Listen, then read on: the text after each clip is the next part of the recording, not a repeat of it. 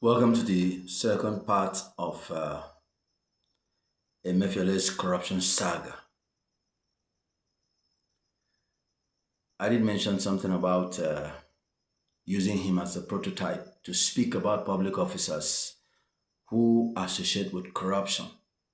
Now, Emefiele's case is running in the courts, but I am speaking, sometimes they say it is sub judice to speak about issues in the courts. I am only speaking by association. I am speaking because a man of such stature has been associated with corruption. And that is why I have to make him a reference point. Of course, as I speak to you right now, you need to also understand that Mr. Ahmed Idris, former Accountant General of the Federation, is also standing trial for a whopping sum of 109.56 billion euro corruption. Yes, he's been accused of money laundering those monies through companies, through contracts with several accomplices. His own case started since 2022, but right now, this is when he is undergoing trial in a federal high court in Abuja. So these two gentlemen, by association, yes, they have not been convicted by the court yet, and so by association, that's why I am making reference to both of them, and with both of them, especially Emefiele, because he was the governor of the central bank. I want to use them to speak on corruption because corruption is something that bedevils the growth of any system, any state, any country. Now, on Monday, Emefiele seemed to have won some victory. And what is that victory? It is the victory that he has been given the opportunity by the trial judge to seek independent forensic expert to be able to assess the WhatsApp evidence that the EFCC has against him. Over this time, he's been charged over $4.5 billion and 2.8 billion naira fraud. That's what's going on there now. The man seems to be charged with so many things. When this whole thing started, some persons were saying that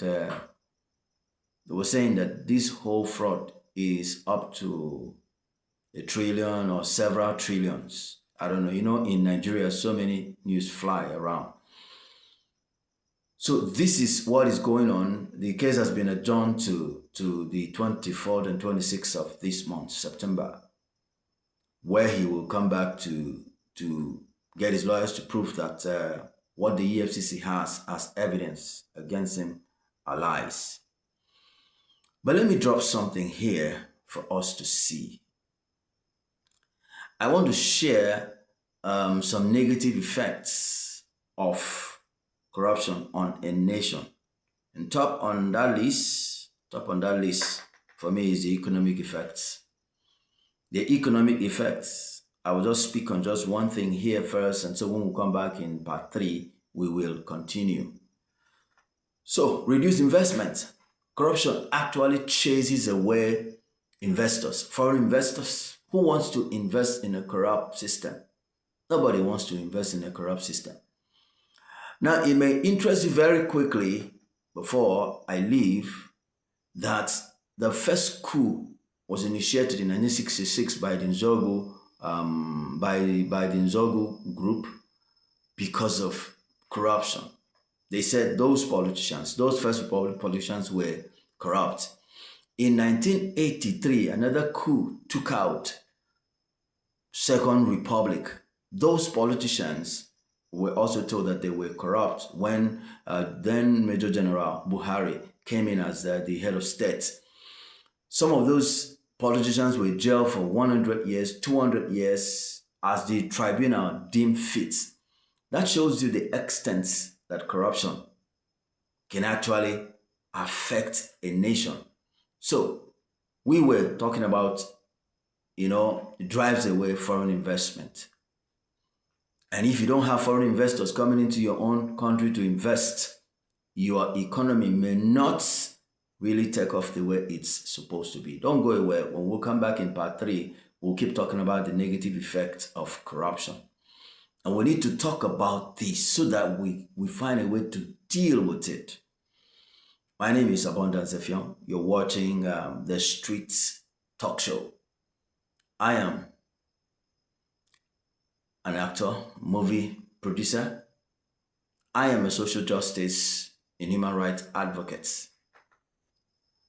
Thank you so much for watching. Until I come your way again. Bye-bye.